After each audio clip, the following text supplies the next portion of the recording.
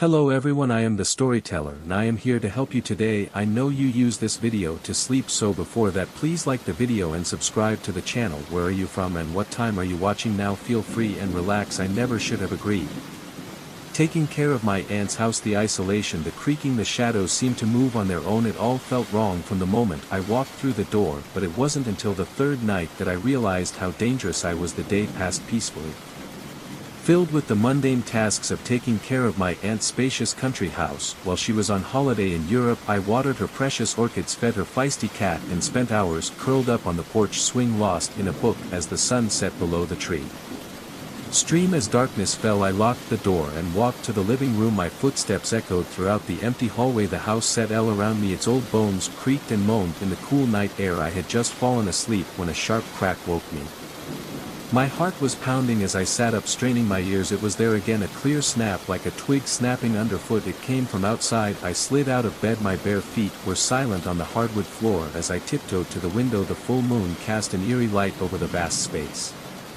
The lawn threw long shadows across the thick grass. At first I saw nothing unusual, then a flash of movement caught my attention. A dark figure darted between the trees at the edge of the property. I rubbed my eyes, sure I was seeing something, but when I looked again I saw not one but two shadows moving purposefully along the tree line. They were too big to be animals. Their movements were too cautious. My mouth went dry. I was alone, miles away from my nearest neighbor, watching strangers prowl the ground. I backed away from the window, my mind racing. Should I call the police? No, but what am I going to tell them? That I saw shadows moving in the moonlight? They will laugh and tell me to go to bed. I need more proof. With my shaking hands I grab my phone and tiptoe down the stairs. Each step on the old staircase feels like a thunder in silence. I go to the kitchen, crouching low and staying away from the window. The back door there leads to a small yard. If I can see better I gently open the door, wincing at the soft creak of the hinges. The cool night air rises. Goosebumps rise on my skin. As I step outside I can see more of the yard from here. The moonlight paints everything in shades of silver and black. The minutes pass as I scan the trees. My eyes strain in the darkness. I imagined it was all just my mind playing tricks on me. Then I see the two of them. Men in dark clothes emerge from behind a large oak tree. They are heading towards the house. I bend down. Into my heart is pounding so hard I think it might burst out of my chest. This is real. This is happening. I have to do something. I rush to the front, checking the door to see if it is locked, as well as all the windows on the ground floor. As I lock the last window, a floorboard creaks behind me. I turn around, expecting to be confronted by an intruder, but the hallway is empty. Just the house settling down. I tell myself, just the house. Back kitchen, I grab the biggest knife I can find. The weight of it in my hand is comforting, even if my palms are sweaty.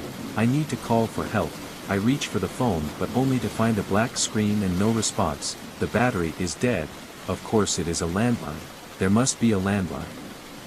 Searching frantically, trying to remember where I saw the phone. The classroom. The panic makes it hard to think straight. Another noise makes me stop.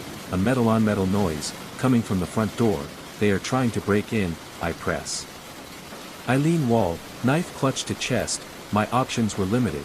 I could try to run, but where the dense woods surrounding the house would only give them more hiding places to ambush me. I could fight, but against two men the odds were not in my favor. The scratching stopped, replaced by a hushed whisper. I couldn't make out the words, but the tone was clear. Frustration. The lock was still in place. I had to use this time, had to find a way to contact someone, and whoever it was moved very quietly. I went to my aunt's study. There, the antique desk was an old rotary phone. I thought it was just for display, a strange relic from a bygone era. Now it was my lifeline. I picked it up, almost sobbing with relief when I heard the dial tone. My fingers were shaking as I dialed 911. 911, what is your emergency? The calm voice on the other end of the line